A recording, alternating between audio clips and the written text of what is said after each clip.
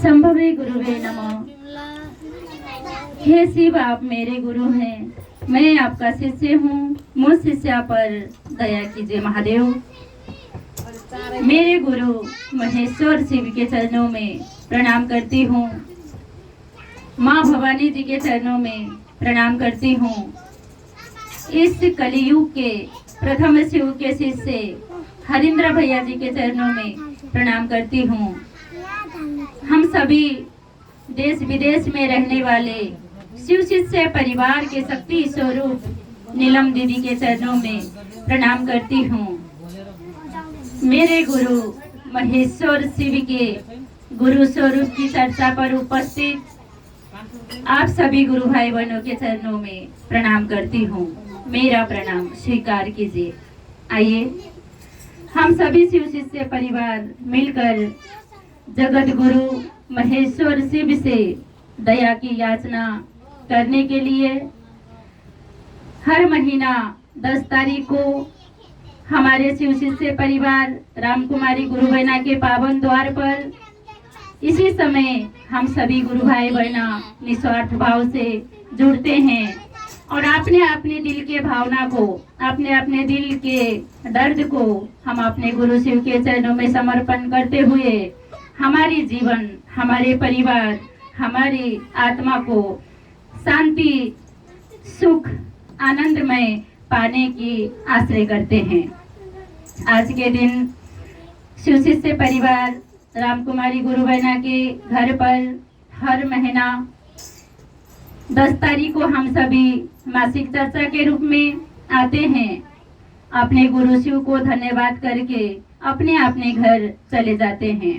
ये हमें मिला कहाँ से, दिया किसने, इसका बाद इसका याद हम सभी शिव शिष्य परिवार के दिल में दोहराते रहना है।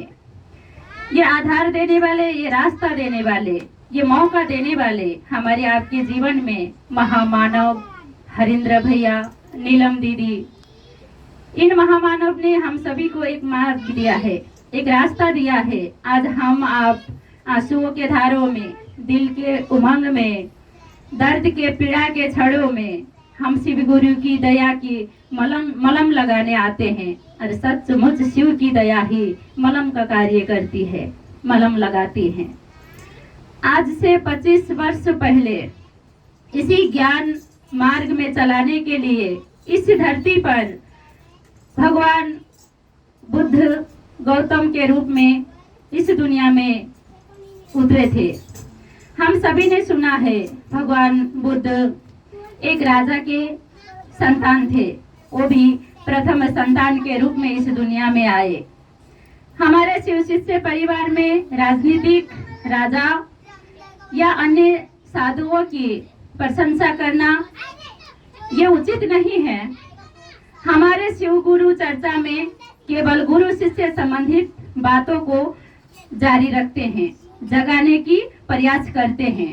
लेकिन ये भगवान बुद्ध की चर्चा इसीलिए किया जा रहा है। कई बार शिव गुरु चर्चा में हरिंद्र भैया ने भी इसका व्याख्या किया है। उन्होंने पूरी कोशिश किया है। इस जगत में आने वाले महामानव ने हम जैसे अज्ञानी लोगों को किसी तरह आत्मज्ञान की मार्ग समझाए हैं और उस मार्ग में चलने की प्रेरित किए हैं। इसीलिए भगवान बुद्ध की महिमा हम सुनते हैं, समझते हैं, हमारे साहब की चाहत की ओर बढ़ते हैं। तो एक राजा के बेटा होकर भगवान बुद्ध ने राज दरबार में जन्म लिए थे और भगवान बुद्ध को जन्म होने के टाइम में इतने बड़े राजा थे, उनकी पिता सभी देश से, सभी जगहों से साधु ऋषि महामानव को एकत्रित किया और मेरे संतान का नामकरण में आप सभी को आमंत्रित है। इस निमंत्रण को लेके सभी ऋषि मुनि साधु उपस्थित हुए थे। उस समय सभी ऋषियों ने नामकरण के समय राजा को ये कहा था, सभी ऋषियों ने अपने अपने अनुभव रखा था कि जिस प्रकार ये राजकुमार इस दरबार में जन्म हुआ है उस हिसाब से तो हमारी मानना है यदि ये राजकुमार राज्य का सम्राट बनेगा तो ये राज्य संभालेगा। यदि ये राजकुमार सन्यासी बनेगा तो बुद्धता को पाएगा, यानी आत्मा ज्ञान पाएगा। ये दो रीजन देखकर राजा बहुत ही दुखित थे। राजा ने कहा, ये कैसा होगा? यदि मेरा राजकुमार बेटा राज्य का सम्राट बनेगा तो मेरा जीवन सफल है, यदि मेरा बेटा सन्यासी हो गया तो मेरा जीवन तो तकलीफ है। मैं एक राजा हूँ, राजगद्दी में रहकर मैं पूरी राज्य को सेवा करता हूँ, और मेरा बेटा सन्यासी क्यों बनेगा? मेरा बेटा सन्यासी न हो, इसकी रीजन क्या होगा, इसका उपाय क्या होगा? जब राजा ने सभी ऋषियों को पूछा, तब राजा को सभी ऋषि ने बताया कि आपका राजकुमार को ये 3 चीज है जिसे उनकी आत्मा बैराग की ओर चला जाएगा। वो 3 विषय था, जो वृद्धा इंसान, रोगी इंसान और सन्यासी इंसान। ये सन्यासी रूप और वृद्ध रूप और रोगी रूप को देखकर ये वैराग्य हो सकता है। तब उसी समय राजा ने पूरी राज्य में घोषणा कर दिए थे कि ये राज्य में, मेरी राज दरबार में यदि कोई वृद्ध अवस्था के लोग काम कर रहे हैं तो उन्हें रिटायर दिया जाए। उनके घर पर उनकी तनख्वाह जाएगा, लेकिन वो यहाँ राज दरबार में हम नहीं करेंगे, जिसका कारण मेरा बेटा सन्यासी हो जाएगा, वो काम कभी नहीं होगा। तो राजा ने अपने संतान राजकुमार की सफलता के लिए सभी वृद्धा स्टाफों को या अपने कार्यकर्ता को रिटायर कर दिए, सभी को घर भेज दिए और सभी को ये घोषणा कर दिए कि मेरा बेटा राजकुमार कभी भी रोगी दुखियों के सामने नहीं जाएगा और आप लोग नहीं जाने देना, कभी भी सन्यासी के रूप नहीं देखने देना। ये संकल्प राजा का था कि मेरा बेटा बुद्ध कभी भी वैराग्य ना हो, कभी भी सन्यासी ना जाए। मेरा बेटा को बुद्धता का क्या जरूरी है? मेरा बेटा राज्य का सम्राट बनेगा, राज्य संभालेगा, बुद्धता का, ज्ञान का कोई आवश्यकता नहीं है। ये विचार उनकी पिता के हृदय में बार बार घूमता रहता। तब उन्होंने ये सभी को आदेश दिया। उसी प्रकार भगवान बुद्ध को कहीं भी जाने का अलाउ नहीं था, वो राज दरबार के अंदर ही रहते थे। लेकिन एक समय भगवान बुद्ध को काशी नहाने की इच्छा हुई। उस काशी नहाने के क्रम में एक वृद्धा अवस्था के बूढ़े इंसान जो रास्ता में रो रहा था, उसकी सेवा में उनकी पत्नी लगी रही थी, लेकिन बहुत दिनों से उन्हें उपचार नहीं हो रहा था। उनकी तरफ देखकर भगवान बुद्ध ने रथ रोकने के लिए कहा और रथ रोका और उनसे पूछा कि इन्हें क्या हुआ है, इनको क्या तकलीफ है। तब उन्होंने कहा, ये वृद्धा हो गए हैं, बुढ़ा हो गए हैं और ये बहुत बीमार हैं। तब भगवान बुद्ध रथ से उतरकर उन्हें बहुत ही उपचार करने की कोशिश किए, लेकिन नहीं, उपचार नहीं हो पाया। तो उनके हाथों में वो वृद्ध बुढ़े का मृत्यु हुआ। तब उसी दिन भगवान बुद्ध ने ये संकल्प लिया था कि मैं ये मृत्यु जन्म का भय से डरा हुआ धरती मानव जन्म मृत्यु का विषय को मैं पाकर ही रहूंगा। उसी दिन भगवान बुद्ध ने भी वो रथ से उतरते हुए अपने रथ चलाने वालों को कहा था कि आप राज्य लौट जाइए, मैं नहीं जाऊंगा।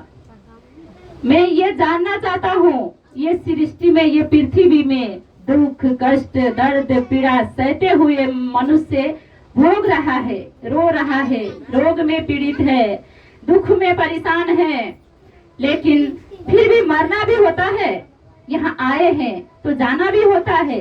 ये आने जाने का मार्ग क्या है? ये मृत्यु जन्म की रास्ता कहाँ है? इसका पता करके मैं दरबार आऊंगा, आप चले जाइए। ये मात्र एक चाहत था कि जैसे शिवशिष्य हरिंद्र भैया ने आज हमको आपको ये 3 सूत्र दिया है, वो भगवान बुद्ध की मार्ग है, जिसे मध्य मार्ग कहा जाता है। मध्य मार्ग का अर्थ होता है मूल रास्ता, जिस रास्ता से हम आए हैं, जिस रास्ता से हमें जाना है। ये आने जाने के रास्ता को समझने के लिए भगवान बुद्ध ने ऐसे ऐसे तपस्या किया है, ये आपने भी सुना है, मैंने भी सुना है, लोगों ने सुना है। भगवान बुद्ध ने कहीं अपने शरीर तपस्या भी किया है, कष्ट तपस्या किया है। कहीं वर्षों तक भगवान बुद्ध ने वृक्ष के नीचे रहे, एक पेड़ के छांव में रहते हुए कुछ भी नहीं भोजन किया है, जल भी ग्रहण नहीं किया है। ऐसा स्थिति में भगवान बुद्ध बेहोशी के ताल में हो गए थे, वो बेहोश हो गए थे। कहीं बार होश में आने की कोशिश करते थे लेकिन वो गिर जाते थे। तो भगवान बुद्ध को यह ज्ञान आया, उन्होंने कहा कि आत्मा ज्ञान के रास्ता ढूंढने के लिए, आत्मा ज्ञान की खोज के लिए व्रत रहने की कोई जरूरी नहीं है, भोजन त्यागने की कोई जरूरी नहीं है। अगर आत्मा ज्ञान पाना है, मध्य मार्ग में चलना है, मूल रास्ता में चलना है, तो हमारे शरीर भी स्वस्थ होना जरूरी है। तभी भगवान बुद्ध ने ये नियम को हटा दिए थे कि तपस्या करते हुए हम परमात्मा को पा सकते हैं। ऐसे भूल में मनुष्य कोई भी नहीं रहिएगा, कोई भी मत रहिएगा। हमारे खान पीन में कोई परमात्मा न दुखित होते हैं, न प्रसन्न होते हैं, न खुश होते हैं। हमारे खान पीन हमारे शरीर की व्यवस्था है। हमें हमारी आत्मा को शुद्ध करना है, हमारी आत्मा को मुक्ति पाना है और हमें ज्ञान पाना है, तो हमारे शरीर को भी ध्यान रखना है। तब उसी समय भगवान बुद्ध ने भोजन खाना शुरू कर दिए थे। और आप लोगों को पता होगा, जो हम काम करते हैं, जैसे हम शिव गुरु की चर्चा कर रहे हैं, हमारे ऊपर कितने लोगों की नजर होती है हम नहीं जानते हैं, लेकिन लोग नजर रखते हैं। महादेव का शिष्य बोलते हैं, महादेव की चर्चा करते हैं, देखो नजारा कैसा बदतमीज से बात करते हैं, देखो नजारा एक दूसरे से जलते हैं, एक दूसरे को घुमा घुमा कर बातें करते हैं और एक दूसरे को मजाक उड़ाते हैं। ऐसे होते हैं शिव के शिष्य। ऐसा मजाक करने वाला भगवान बुद्ध के जीवन में भी आए, हरिंद्र भैया के जीवन में भी आए, वैसे ही हमारे आपके जीवन में भी है, आएंगे, रहेंगे। लेकिन हमको आपको करना क्या है, ये हमारी आपकी विचार, हमारी आपके हृदय में सदैव समेट के रखना अनिवार्य है। तो भगवान बुद्ध को सभी ने छोड़ दिया, यह कहकर बहुत बड़ा तपस्वी मानता था, बहुत बड़ा तपस्या करता था। देखो ना, वो भोजन खाने शुरू कर दिए हैं। चलिए हम भगवान बुद्ध से के पास तपस्या नहीं करेंगे। सभी ऋषियों ने छोड़ दिए भगवान बुद्ध को। लेकिन भगवान बुद्ध को यह ज्ञान हो गया था कि आत्मा ज्ञान जागरण करने के लिए, ज्ञान के मार्ग में चलने के लिए हमें भोजन छोड़ने की आवश्यकता नहीं है। हमारी स्वास्थ्य, हमारे शरीर संतुष्टि होना अनिवार्य है। ये समझ के साथ उन्होंने सब कुछ खाना शुरू कर दिए थे। तभी लोग नाराज हो गए थे। कुछ वर्षों के बाद वो सारे भटके हुए लोग भगवान बुद्ध को ढूंढता हुआ आए।